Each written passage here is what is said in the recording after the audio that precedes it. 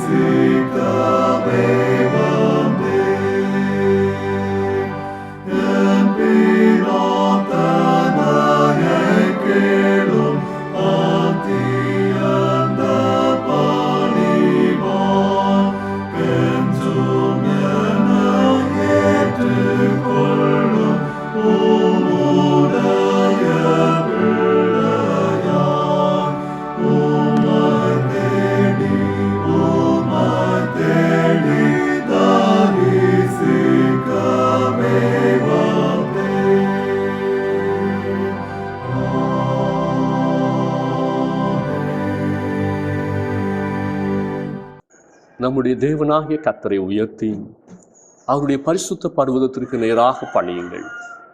கர்த்தர் உருக்கமும் இரக்கமும் நீடிய சாந்தமும் மிகுந்த கிருபையும் உள்ளவர். அவரை துதித்து அவருடைய நாமத்தை ஸ்தோத்திரியுங்கள். ஜெபம் செய்வோம். அன்பும் கருணையும் நிறைந்த பரலோக பிதாவே, உம்மை நன்றி நிறைந்த உள்ளத்தோடு போற்றுகிறோம்.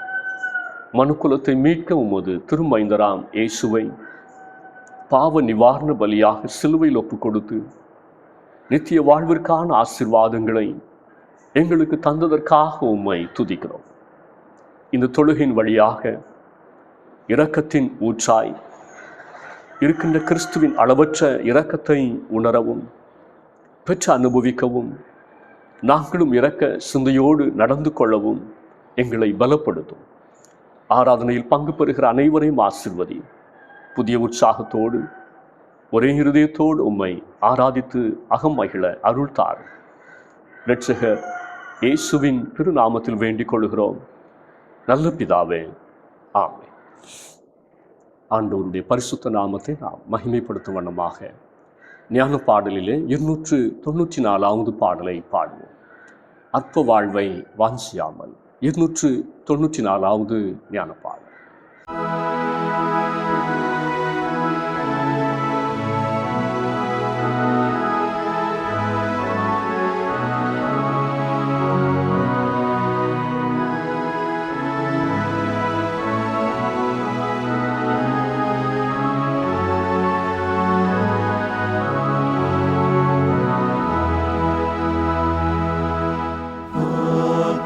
வாழ்வை வாஞ்சியா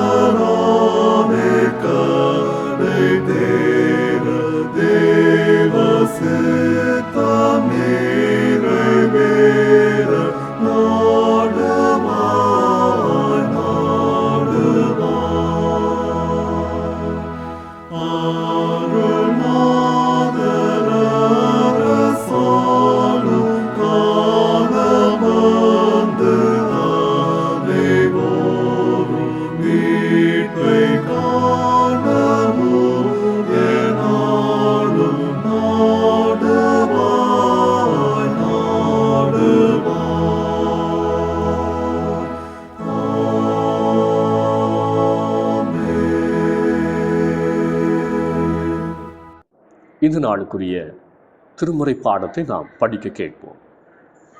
அப்போஸ்தலனாகிய பவுல் எபேசியருக்கு எழுதின நிருபம் 4வது அதிகாரம் வசனங்கள் 25 முதல் 32 முடிய.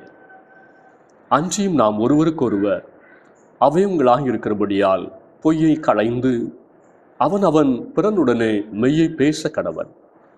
நீங்கள் கோபம் கொண்டாலும் பாவம் செய்யாதிருங்கள். சூரியன் அஸ்தமிக்கிறதற்கு முன்னாக உங்கள் எரிச்சல் தனிய கடவது. பிசாசுக்கு இடம் கொடாமலும் இருங்கள். திருடுகிறவன் இனி திருடாமல் குறைச்சல் உள்ளவனுக்கு கொடுக்கத்தக்கதாக தனக்கு உண்டாயிருக்கும்படி தன் கைகளினால் நலமான வேலை செய்து பிரயாசப்பட கடவன். கெட்ட வார்த்தை ஒன்றும் உங்கள் வாயிலிருந்து புறப்பட வேண்டாம். பக்தி விருத்திக்கு ஏதுவான நல்ல வார்த்தை உண்டானால் அதையே கேட்கிறவர்களுக்கு பிரோஜனம் உண்டாகும்படி பேசுங்கள். அன்றியும் நீங்கள் மீட்கப்படும் நாளுக்கென்று முத்திரையாக பெற்ற தேவனுடைய பரிசுத்த ஆவியை துக்கப்படுத்தாதிருங்கள். சகலவிதமான கசப்பும் கோபமும் மூர்க்கமும் கூக்குரலும் தூஷணமும் மற்ற எந்த துர்க்குணமும் உங்களை விட்டு நீங்க கடவது.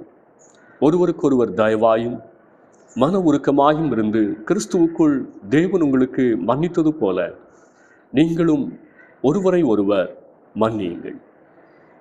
இந்த நாளுக்குரிய திருமுறை பாடம் படித்தாயிற்று.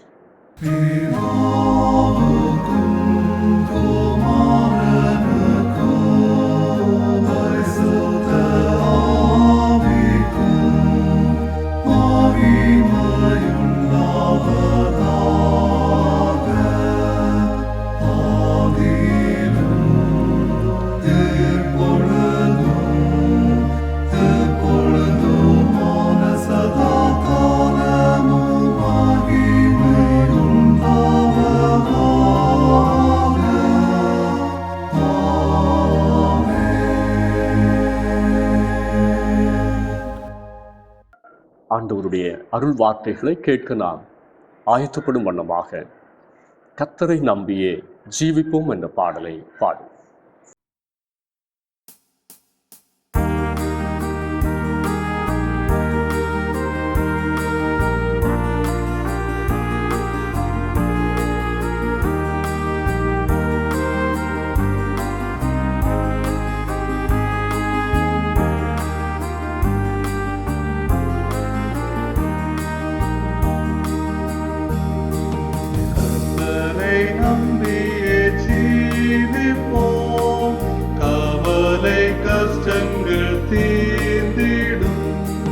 கைவிடா காத்திடும் பரமனின் கரங்களை நாம் பற்றி கொள்வோம்.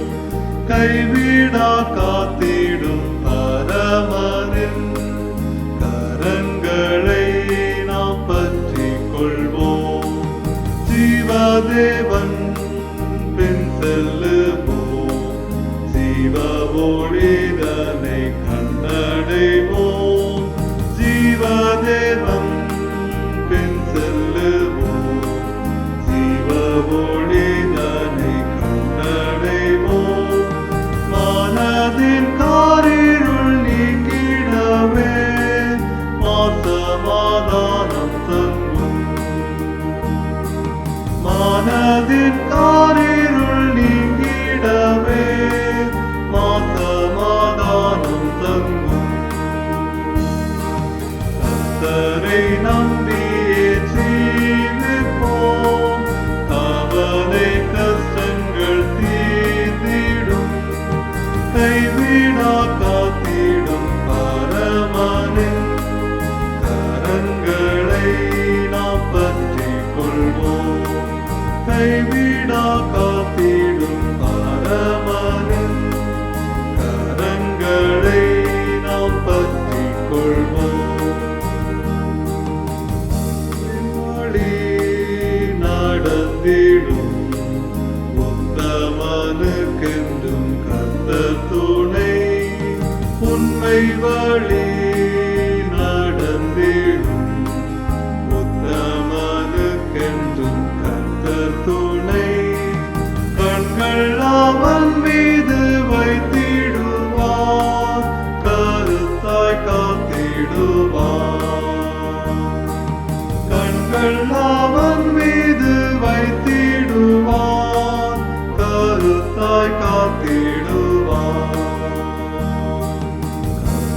கர்த்தரை நம்பியே ஜீவிப்போம். கவலை கஷ்டங்கள் தீர்ந்திடும். கைவிடா காத்திடும் பரமனின் கரங்களை நாம் பற்றிக் கொள்வோம். கைவிடா காத்திடும் பரமனின் கரங்களை நாம் பற்றிக் கொள்வோம்.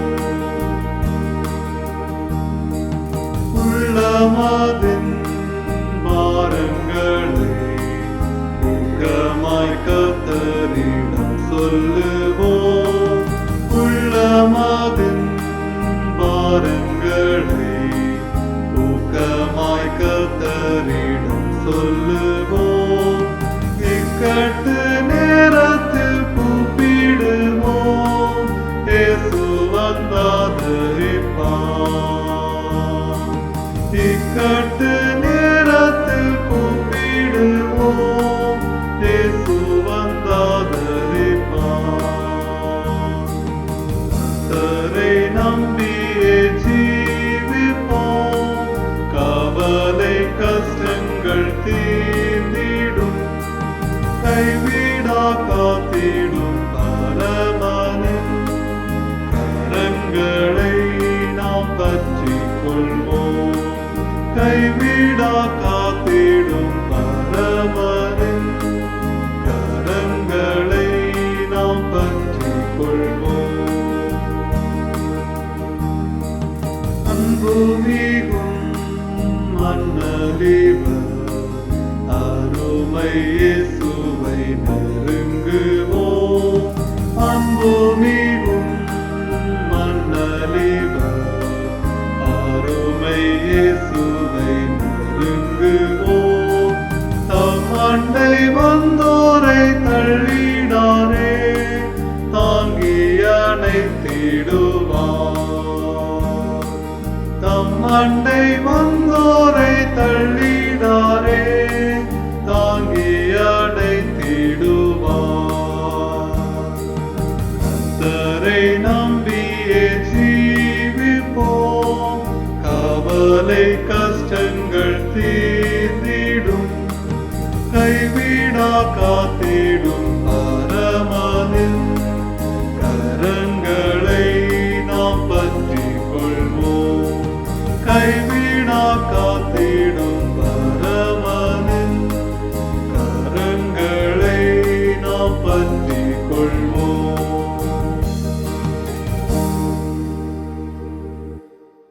ஆசீர்வாதமான இந்த நாளுக்காக ஆண்டவரை ஸ்தோத்திரிப்போம். கர்த்தர் நம்மை ஆசீர்வதிப்பாராக. தியானத்திற்காக தெரிந்து கொண்ட திருமுறை பகுதி எபேசியர் 4வது அதிகாரம் 32வது வசனம். ஒருவருக்கொருவர் தயவாயும் மன உருக்கமாயும் இருந்து கிறிஸ்துவுக்குள் தேவன் உங்களை மன்னித்தது போல நீங்களும் ஒருவருக்கொருவர் மன்னியுங்கள். நிருப பாடமாக நாம் படித்த எபேசியர் 4வது அதிகாரம் 25 முதல் 32 வரை உள்ள வசனங்களில் அப்போஸ்தலனாகிய பவுல் எபேசு திருச்சபைக்கு எழுதுகிற போது ஒரு தேவனுடைய பிள்ளை பிறரோடு எப்படி நடந்து கொள்ள வேண்டும், ஒரு விசுவாசி எப்படிப்பட்ட சுவாபம் உள்ளவனாக இருக்க வேண்டும், சபையார் பிறரை இந்த சமூகத்தை அணுகும் முறை எப்படி இருக்க வேண்டும் என்பதை பற்றிய அன்றாட நடைமுறையை, கிறிஸ்தவ வாழ்வியலை எடுத்து காண்பிக்கிறார். தென்னிந்திய திருச்சபையாக இன்று நாம் தியானிக்க போகிற செய்தியின் தலைப்பு இரக்கத்தோடு இருக்க அழைப்பு அல்லது பரிவோடு இருக்க அழைப்பு. Call to be compassionate. பரிவென்பது இரக்கத்தையும் கருணையையும் உள்ளடக்கிய தன்மையாகும். கிறிஸ்து இயேசுவின் சரீரமாகிய சபையாக இருக்கின்ற நம்மேல் ஒரு மகிமையான அழைப்பு இருக்கிறது. நாம் ஒருவருக்கொருவர் பரிவோடும் பாசத்தோடும் இரக்கத்தோடும் கருணையோடும் வாழ்ந்திட அழைக்கப்பட்டிருக்கிறோம். பரலோகத்தின் தேவன் இரக்கமுள்ள தேவன் என்பதை அவரே வெளிப்படுத்தி இருக்கிறார். யாத்ராகமம் 34வது அதிகாரம் 6வது வசனம், கர்த்தர் இரக்கமும் கிருபையும் நீடிய சாந்தமும் மகா தயையும் சத்தியமும் உள்ள தேவன். நாம் எந்த தகுதியும் அற்றவர்களாக இருந்தபோது சர்வ வல்லமையுள்ள தேவன் தமது குமாரனாகிய இயேசு கிறிஸ்துவின் வழியாக நமக்கு தமது எல்லையற்ற இரக்கத்தை காண்பித்தார். எபேசியர் 2வது அதிகாரம் 1 முதல் 5 வசனங்கள். அதில் முதல் 3 வசனங்களும் நாம் எந்த அளவு தகுதியற்றவர்களாக இருந்தோம், மோசமானவர்களாக இருந்தோம் என்பதை வேதம் எடுத்துச் சொல்லுகிறது. ஆனால் தேவன் இரக்கத்தில் ஐஸ்வர்யம் உள்ளவராக இருந்து அக்கிரமங்களில் மரித்தவர்களாக இருந்த நம்மை கிறிஸ்துவிடம் கூட உயிர்ப்பித்தார், இரட்சித்தார். கடவுளிடமிருந்து இரக்கத்தை பெற்ற நாம் மற்றவர்களுக்கும் அந்த இரக்கத்தை தாராளமாக வழங்க அழைக்கப்பட்டிருக்கிறோம்.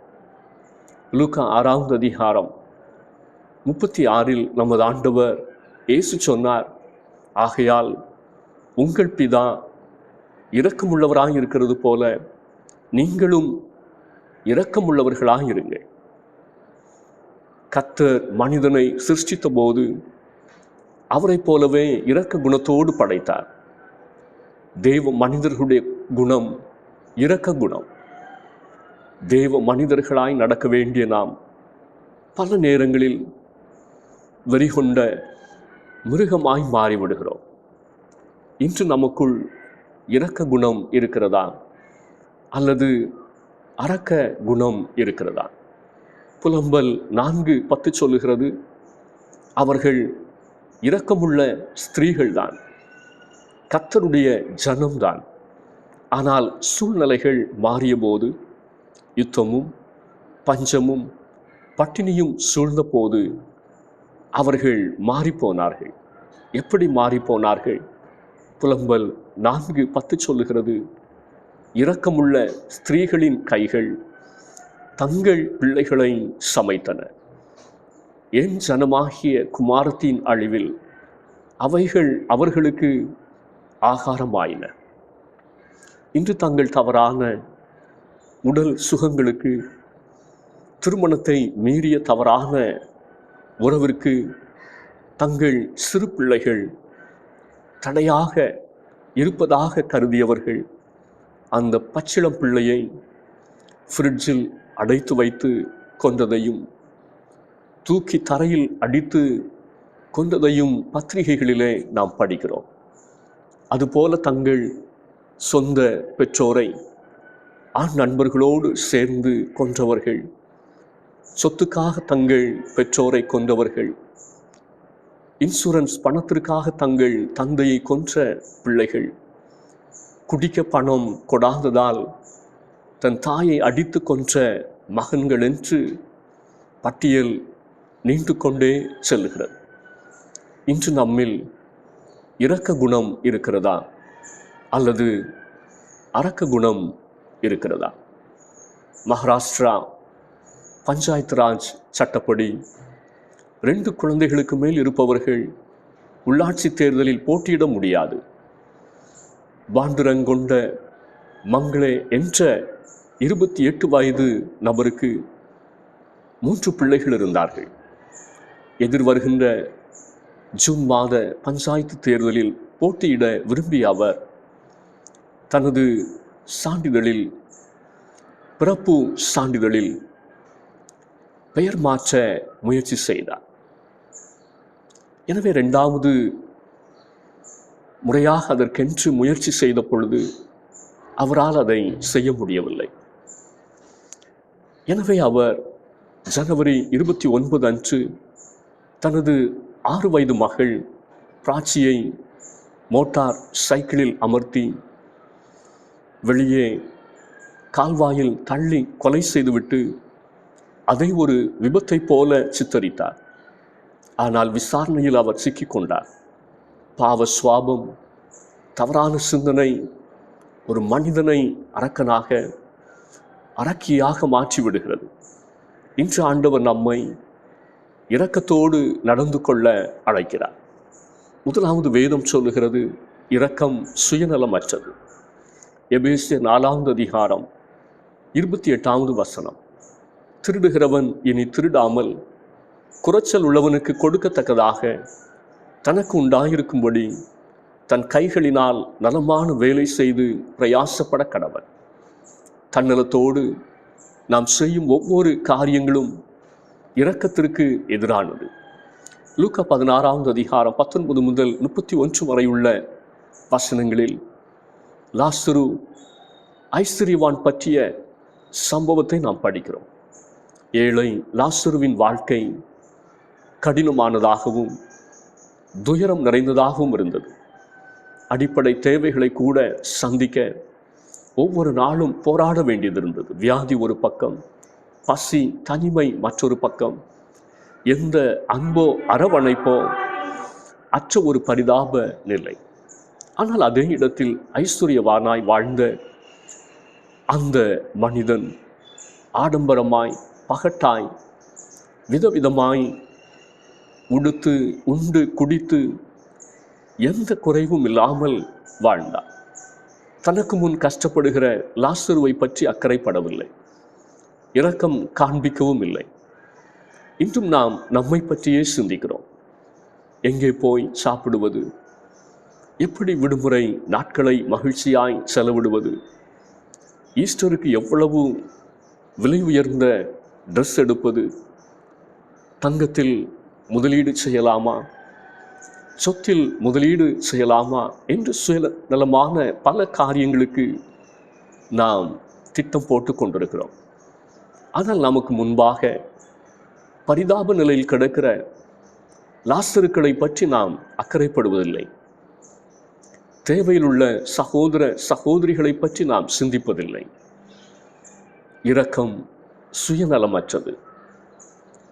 இரக்கமற்ற இதயம் அபகரிக்கும், பறிக்கும், ஏமாற்றும், வஞ்சிக்கும், துணிந்து பொய் சொல்லும். ஆனால் சுயநலமற்ற இதயம் கொடுக்கும். தேவையில் இருப்பவர்களுக்கும் துன்பப்படுகிறவர்களுக்கும் உதவி செய்யும். ரூத் 2வது அதிகாரம் 4 முதல் 17 வசனங்களில் போவாஸ் ஒரு யூதன், பெரிய செல்வந்தன், ஆனால் ஏழை விதவையும் மோவாபிய பெண்ணுமான ரூத்திற்கு இரக்கம் பாராட்டினார். ரூத் 2வது அதிகாரம் 8வது வசனத்தில் ரூத்தை ஒரு ஏழையாய், மோவாபிய பெண் என்று இழிவாய், விதவை தானே என்று அற்பமாய் பார்க்காமல் மகளே என்று அழைத்து மதிப்போடு நடத்தினார், அன்பு பாராட்டினார்.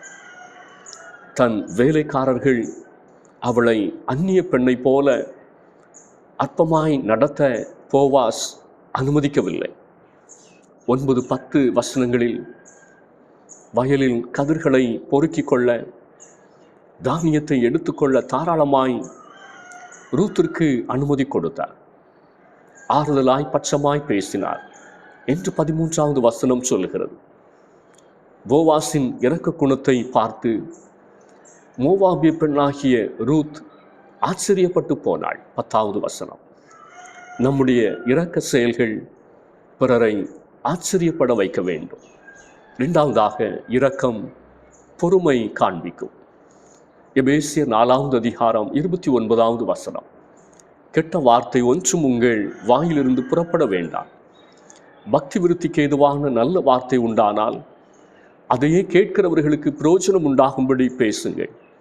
31வது வசனம். சகல விதமான கசப்பும் கோபமும் மூர்க்கமும் கூக்குரலும் தூஷணமும் மற்ற எந்த துர்க்குணமும் உங்களை விட்டு நீங்க கடவது. இரக்கத்தின் சுவாபம் நமக்குள் இருக்குமானால் பிறரை குறை கூற மாட்டோம், பிறரை அவமதிக்க மாட்டோம், பிறரை அவதூறாய் பேச மாட்டோம், பொறுமை காண்பிப்போம், அவசரப்பட்டு வாய்க்கு வந்ததை பேச மாட்டோம், பிறரை நாம் நியாயம் தீர்க்க மாட்டோம். அன்று குஷ்டரோகிகளை தீட்டு, சாபம், அருவருப்பென்று சமூகத்திலிருந்து விலக்கி வைத்திருந்த போது ஆண்டவர் இயேசு அவர்களை தொட்டு சுகப்படுத்தினார். மார்க் 1 அதிகாரம் 41-42 வசனங்கள். பிறரிடத்தில் இரக்கத்தை காட்ட நாம் அழைக்கப்பட்டிருக்கிறோம். இரக்கம் பொறுமை காக்கும், பிறருடைய பலவீனங்களை குறைகளை சகித்து கொள்ளும், பொறுத்து கொள்ளும். கடைசியாக இரக்கம் தூக்கி எடுக்கும். எபேசியர் 4:32. ஒருவருக்கொருவர் தயவாயும் மன உருக்கமாயும் இருந்து கிறிஸ்துவுக்குள் தேவன் உங்களுக்கு மன்னித்தது போல நீங்களும் ஒருவருக்கொருவர் மன்னியுங்கள். கிறிஸ்துவுக்குள் நாம் பெற்ற மன்னிப்பு பாவ படுகுழிக்குள் இருந்து நம்மை தூக்கி எடுத்து நிறுத்துகிறது.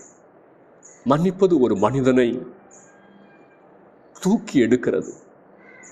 மன்னிப்பு ஒரு தெய்வீக சுவாபம்.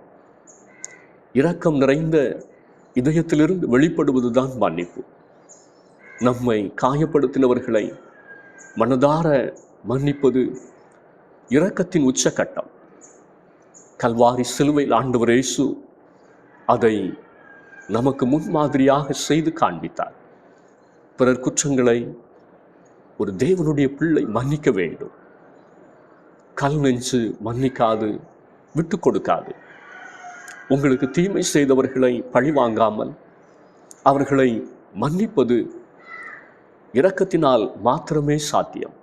கொலோசியர் 3:13 சொல்லுகிறது, ஒருவரை ஒருவர் தாங்கி ஒருவர் பேரில் ஒருவருக்கு குறைபாடு உண்டானால் கிறிஸ்து உங்களுக்கு மன்னித்தது போல ஒருவருக்கொருவர் மன்னியுங்கள். அநேக பெற்றோர் தங்கள் பிள்ளைகளை மனதார மன்னிக்காதபடியினால் அந்த பிள்ளைகளுடைய வாழ்வு சமாதானத்தை இழந்து ஆசீர்வாதத்தை இழந்து காணப்படுகிறது.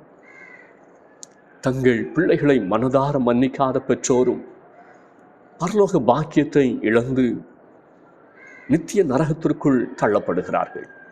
மன்னிப்பதும் மன்னிப்பை கேட்டு பெற்றுக்கொள்வதும் நம்முடைய வாழ்வை உயர்த்தும். படுகுழியிலிருந்து ஆசீர்வாதத்திற்குள்ளாக நம்மை கொண்டு செல்லும்.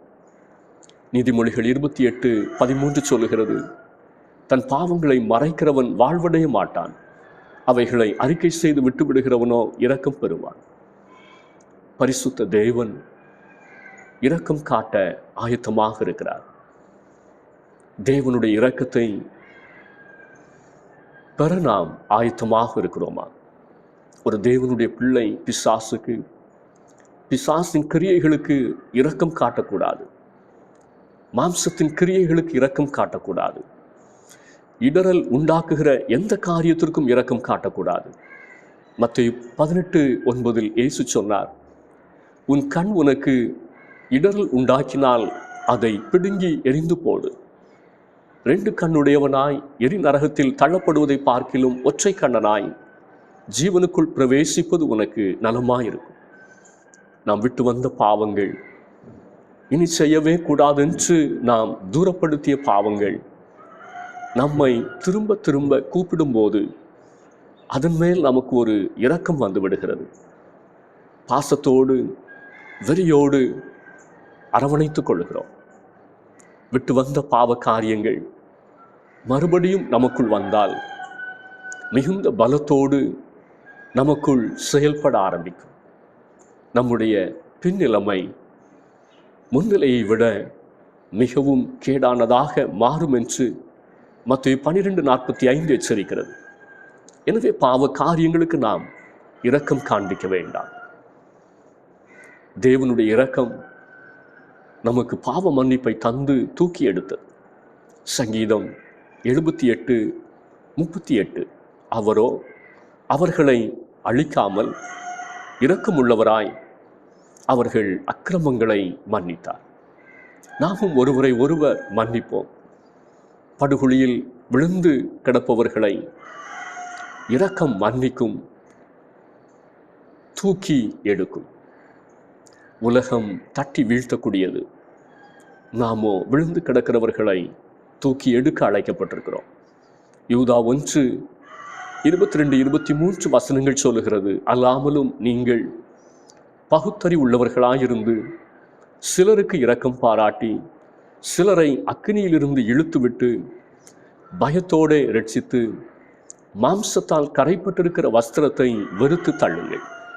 இரக்கம் தூக்கி எடுக்கும். நீதி மறுக்கப்பட்டோருக்கு துணையாய் நின்று தூக்கி எடுப்போம். துன்பப்படுவோருக்கு துணையாக நின்று அவர்களை தூக்கி எடுப்போம்.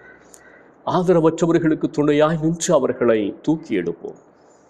இரக்கம் காண்பிக்க, இரக்கம் செய்ய கர்த்தர் நம்மை அழைத்திருக்கிறார். இரக்கம் சுயநலமற்றது. இரக்கம் பொறுமை காண்பிக்கும். இரக்கம் தூக்கி எடுக்கும். இந்த வார்த்தைகளால் கர்த்தர் நம்மை ஆசீர்வதிப்பாராக. ஆமென்.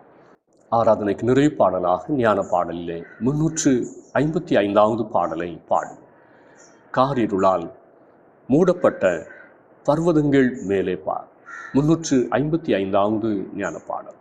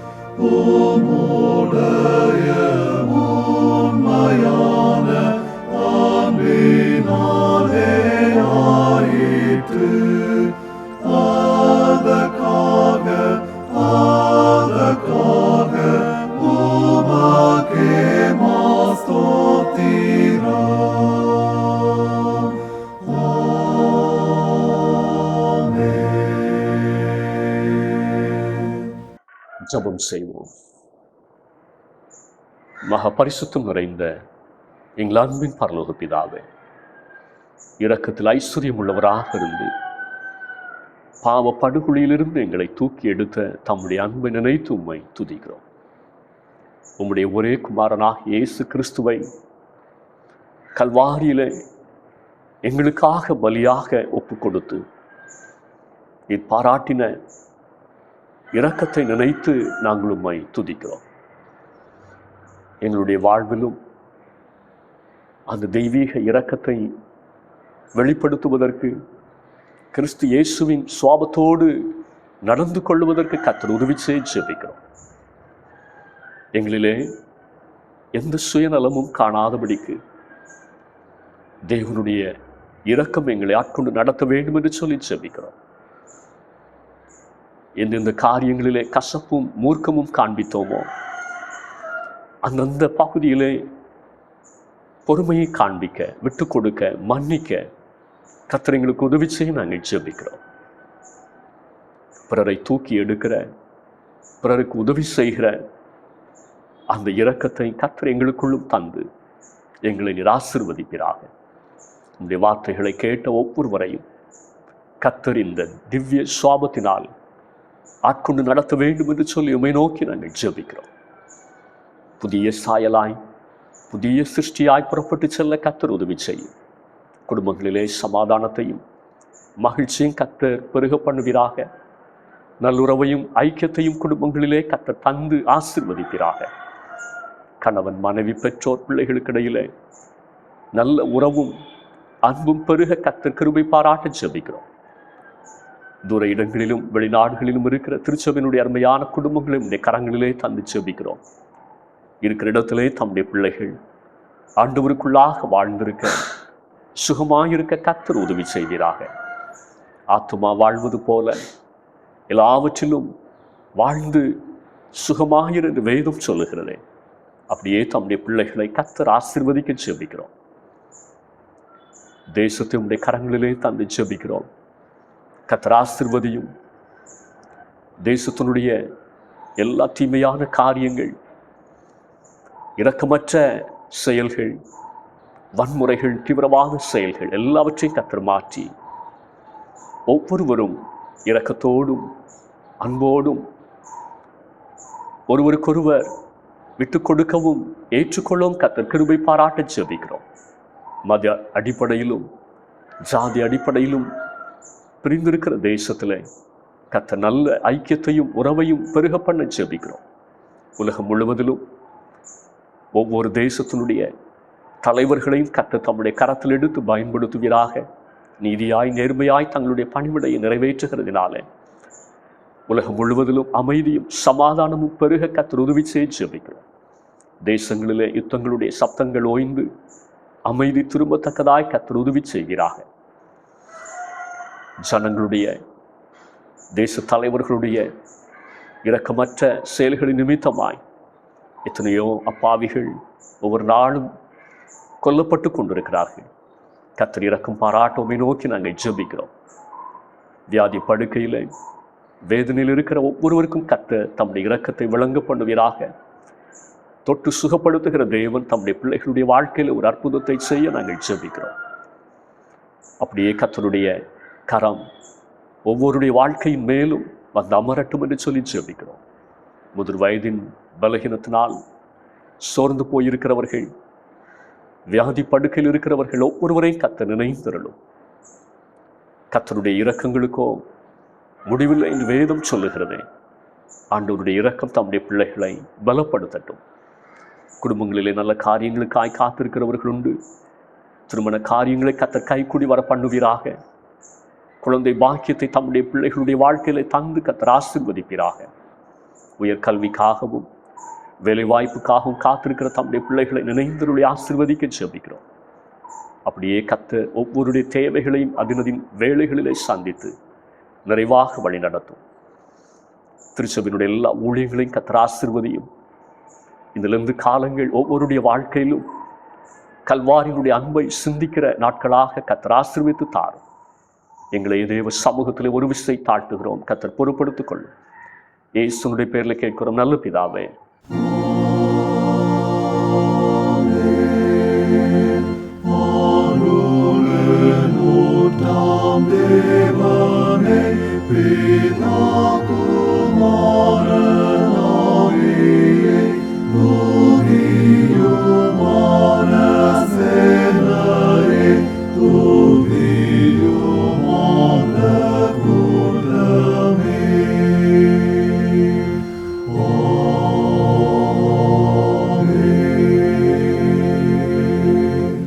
நம்முடைய ஆண்டவராகிய இயேசு கிறிஸ்துவின் கிருபையும் பிதாவாகிய தேவனுடைய அன்பும் பரிசுத்த ஆவியானுடைய ஐக்கியமும் சிநேகமும் நம் அனைவரோடும் இன்றும் என்றும் சதா காலங்களிலும் நிறைவாய் தங்கியிருப்பதாக.